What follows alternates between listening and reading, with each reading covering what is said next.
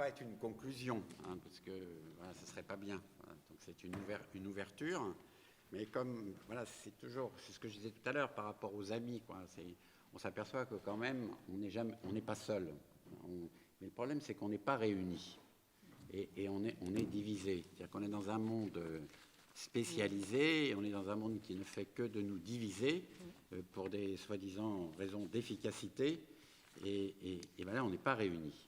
Et quand on se réunit, on s'aperçoit qu'on a des points d'accord et que c'est dommage qu'on ne mette pas ces points d'accord plus souvent en accord. Je cite toujours Saint-Augustin, mais d'autres l'ont cité, c'est rempli de savoir et vide de compréhension. Voilà, qu'est-ce qui fait qu'on empile les savoirs, qu'on isole, et que plus on empile les savoirs, plus on est encombré pour comprendre.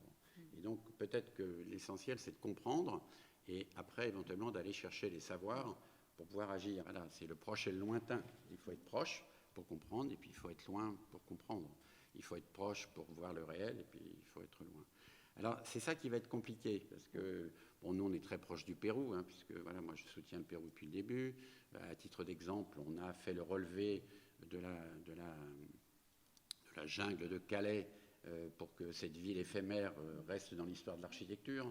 On a déposé donc le relevé de la jungle de Calais au Fonds régional d'art contemporain d'Orléans, comme étant un moment de l'histoire, de notre histoire. Voilà, la migration fait partie peut-être du début de notre histoire contemporaine. Donc je pense qu'il faut qu'on se superpose, il faut qu'on s'entrecroise, et il faut qu'on ait des sujets compréhensibles. Et il faut qu'on ait des sujets compréhensibles d'ailleurs, y compris par des enfants, parce qu'on ne peut pas attendre si longtemps, on pourrait dire, pour dire il fallait aller à l'école primaire, au collège, au lycée, aller à la fac, faire et après être dans la vie. Je pense que tous ces préalables ne font que de nous faire vieillir et de nous rendre inefficaces. Donc comment peut-on faire pour intéresser un enfant à ces sujets, quoi. Et alors c'est ça qui va être compliqué.